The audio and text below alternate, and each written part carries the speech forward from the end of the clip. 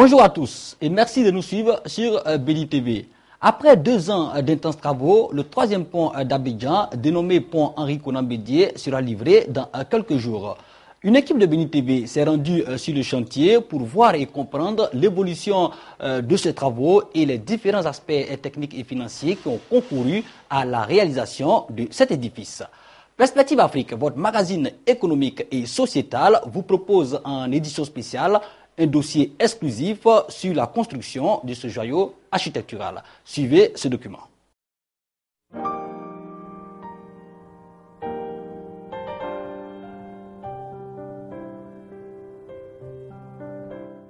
Mieux vaut tard que jamais, dit-on. Après plus d'une quinzaine d'années d'attente marquées par des écueils sociopolitiques et une recherche obstinée de financement, la ville d'Abidjan va se doter enfin de son 3e pont. Mais quel parcours semé d'embûches depuis la pose de la première pierre qui n'a pu déboucher au démarrage des travaux initialement prévus en 1999 jusqu'au bouclage du financement en juillet 2011. Pour mémoire, le 3e pont d'Abidjan est un vieux projet dont la conception remonte à la fin de la période coloniale. Cocody, commune résidentielle, importante zone d'extension de l'ancienne agglomération abidjanaise, avait une population estimée à plus de 200 000 habitants avec un taux de motorisation élevé.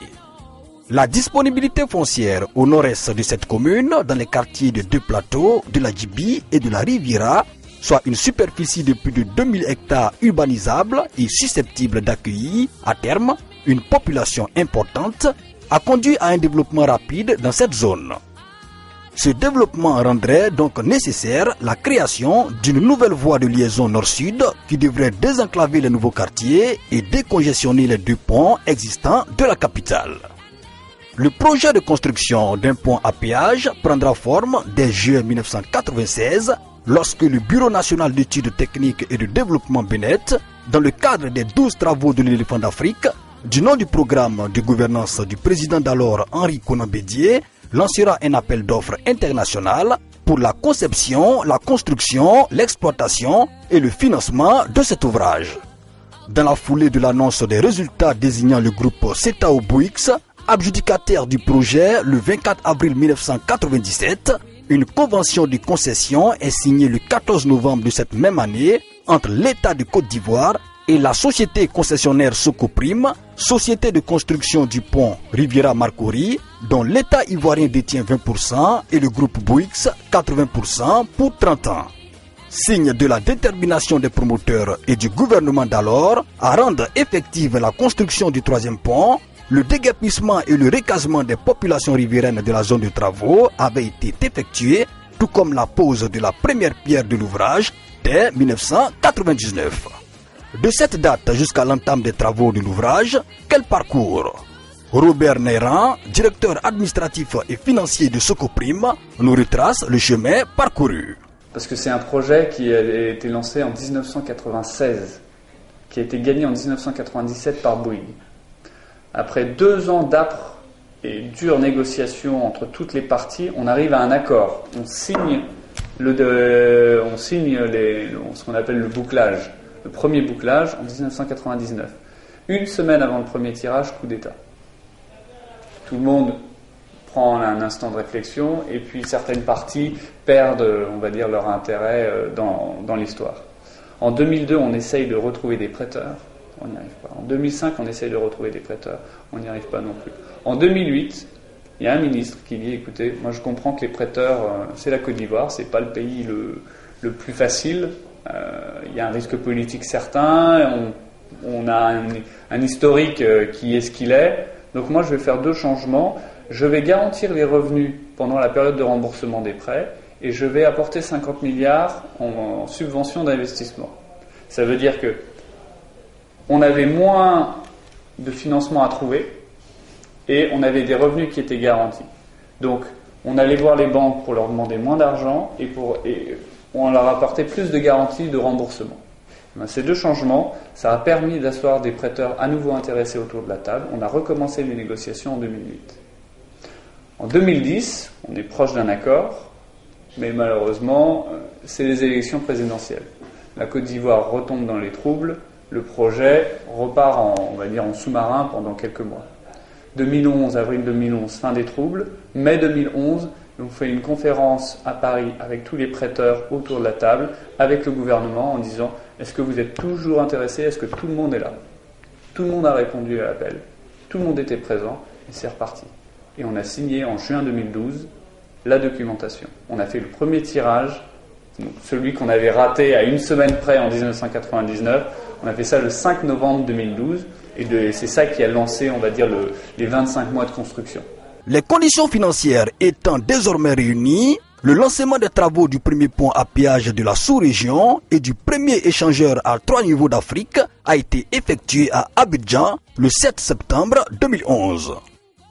À cette occasion, l'ouvrage dont les caractéristiques annoncées sont impressionnantes a été baptisé Henri Konan Bédié du nom de l'ex-chef d'État à l'origine de la mise en œuvre du projet.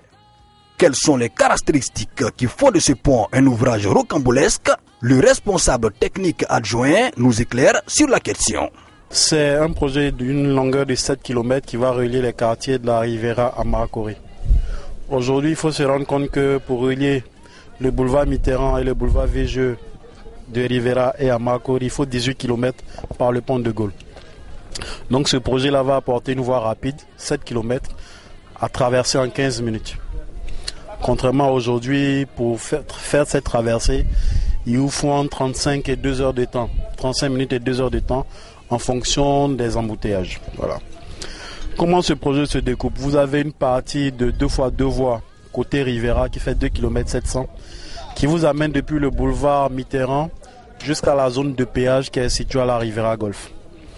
À partir de la zone de péage, vous arrivez au pont qui fait 1 km 500, c'est-à-dire 3 fois chacun des 2 autres points existants, qui vous amène à Marcory. Et de Marcory, vous avez 2 km de route à 2 fois 3 voies dans chaque sens de circulation, qui vous amène jusqu'à l'échangeur Végeux, qui prend la suite du projet et qui vous permet de rejoindre soit les quartiers du plateau, soit les quartiers de la zone 4 et soit aller directement à l'aéroport. Un tour en bateau dans la lagune Ébrié nous permet d'apprécier de plus près les travaux de l'immense chantier.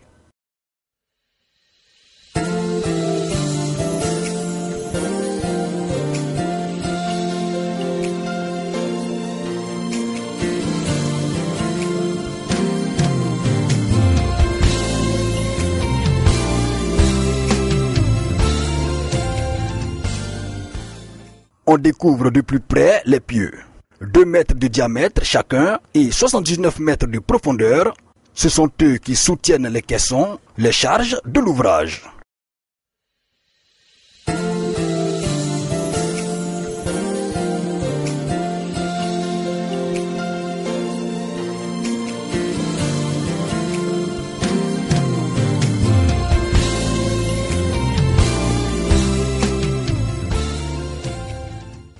Des travailleurs à pied d'œuvre fiers de participer à la réalisation de cet édifice. Ces ingénieurs, techniciens et ouvriers sont après tout des témoins privilégiés de l'histoire de la construction de ce joyau architectural. Pour ceux qui exercent leurs travaux sur le pont, c'est la même ambiance, le même état d'esprit. Néanmoins, le stress se ressent chez certains. La pression est visible. Le pont devra être livré en décembre. Dans quelques mois, dans quelques semaines. L'application scrupuleuse du chronogramme de réalisation les contraint d'accélérer la cadence des travaux.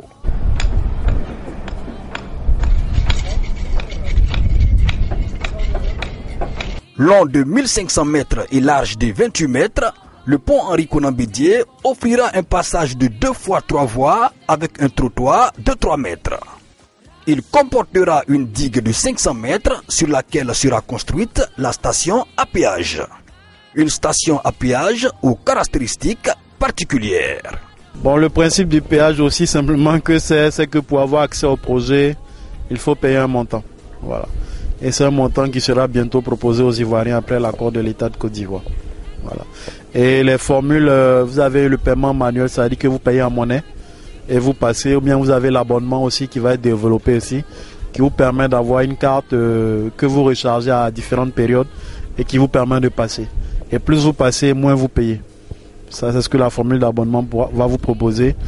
Et aussi, il y a une formule innovante qui est de payer par téléphone avec les techniques qu'on connaît aujourd'hui. Pour réaliser ce vieux projet, tant d'efforts ont été menés par le gouvernement et les bailleurs de fonds, nous dit-on, pour mobiliser les fonds, l'argent, le nerf de la guerre. Comment s'est donc opéré le financement du troisième pont?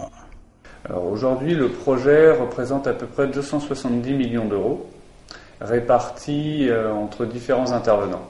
Le premier intervenant, c'est l'État, pour environ 75 millions d'euros, 50 milliards de CFA.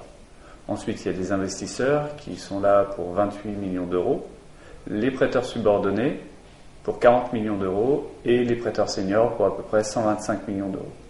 Dans les prêteurs subordonnés et les prêteurs seniors, on retrouve des grandes institutions de financement international comme la Banque africaine de développement, FMO, une banque néerlandaise de financement bilatéral, AFC, Africa Finance Corporation, la BMCE, la Banque marocaine du commerce extérieur, BOAD et BIDC qui sont des banques africaines régionales pour le développement, et puis PAIDF, un fonds panafricain de développement, financé notamment par la BAD, et aussi Bouygues Travaux Publics en prêteur subordonné. On est en financement de projet, donc le projet n'a pu commencer que lorsque tous les fonds étaient disponibles et sécurisés, de manière à ce que le projet ne s'arrête pas en cours de route.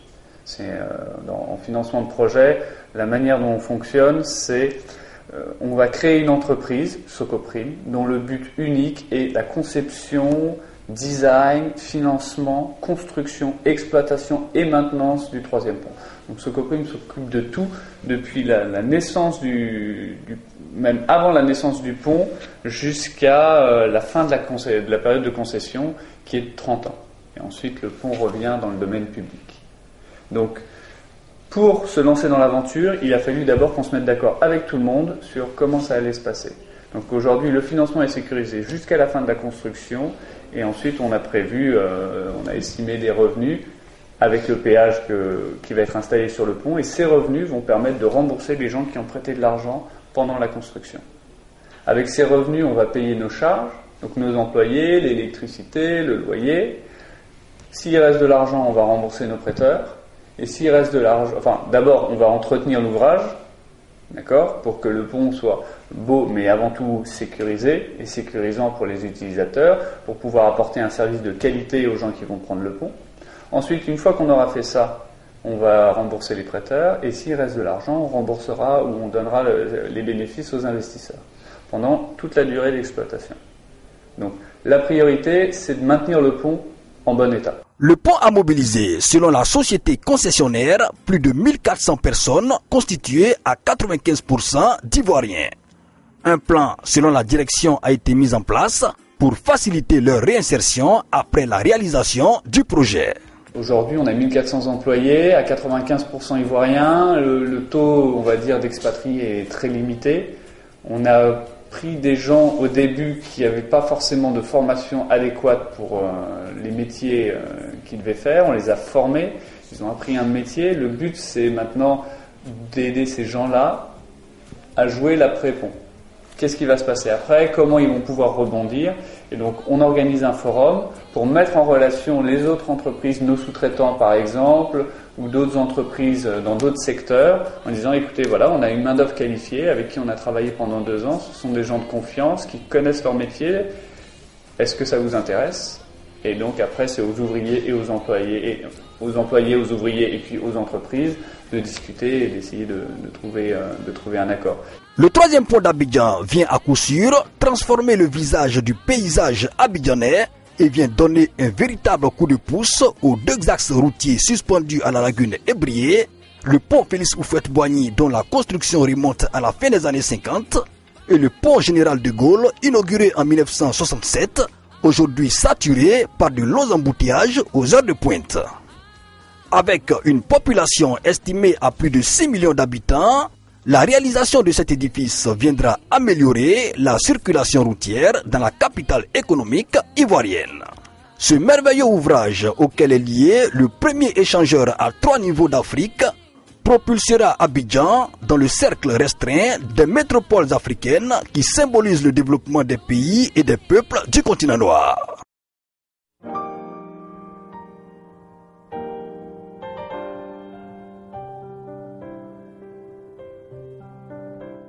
Voilà, c'était donc l'édition spéciale, le document exclusif sur la construction du troisième pont d'Abidjan, le pont Henri Konan Bédié, qui sera inauguré le 16 décembre prochain.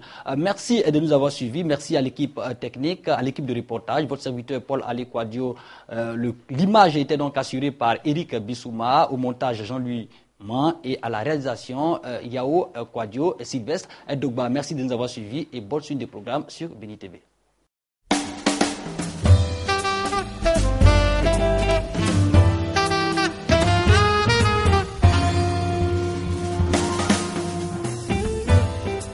I've been waiting for so long. Fulfilled, I was longing for someone. Wondering what I was doing wrong. Who would hold me and shelter me from the storm. I was faithfully searching for this right. I was looking in all the wrong places. Then it occurred to me that